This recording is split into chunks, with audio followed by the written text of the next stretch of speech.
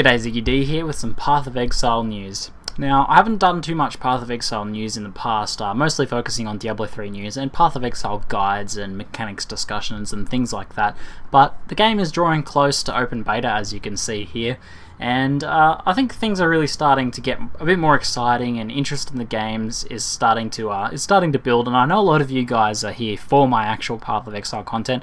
Either you play Diablo 3 and you've moved to Path of Exile, you play both, or you just subscribe for Path of Exile.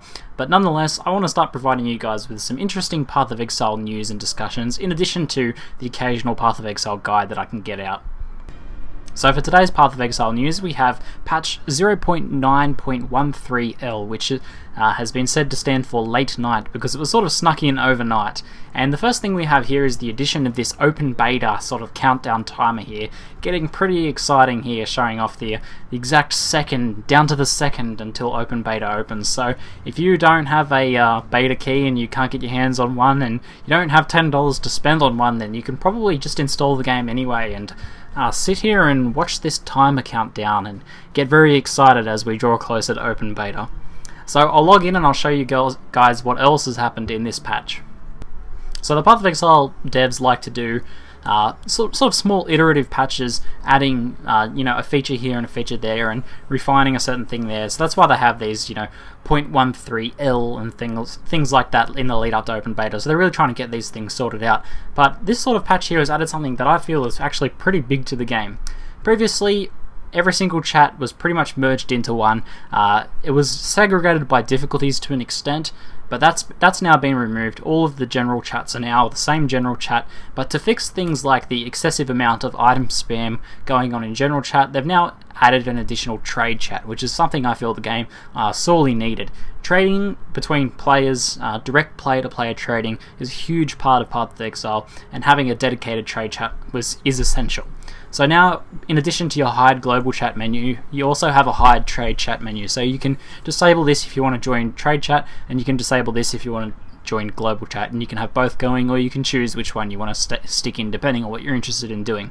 To type in the general chat is still the same with the ## symbol there, and to enter trade chat appropriately, we have a $ symbol, so that puts you straight into trade chat there. As you can see here, trade chats are shown with gold names and the $ symbol beforehand, and general chat's still red. So this is quite an awesome addition here for this, and it's going to make sorting out the chat and actually listening to the conversation that you're actually interested in. And if you want to buy stuff and trade stuff and you're not interested in people ranting about Diablo 3 being bad, then you can leave general chat and just stick in trade chat. So it's just an excellent addition to the game all round. Now, in addition to this, they've removed the ability for people to link any more than 3 items in general chat. So if you have, you've found a couple of things you still want to show off to people in general chat, you can still do so, but you can't spam all of your items you want to trade. You can't spam 15 different skill gems to try and sell in general chat. And in fact, doing so is probably going to get you warned, or maybe even silenced for a while by the actual mods. So don't do that. Just stick to using the trade chat to link all of your items if you feel like doing that.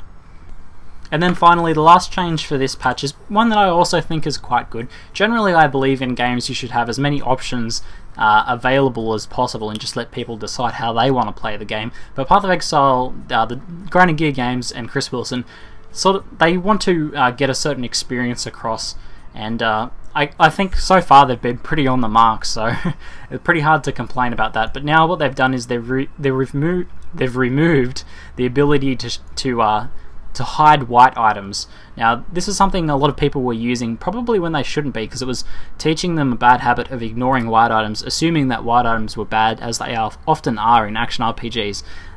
Unfortunately for these people, in Path of Exile, white items are actually extremely important.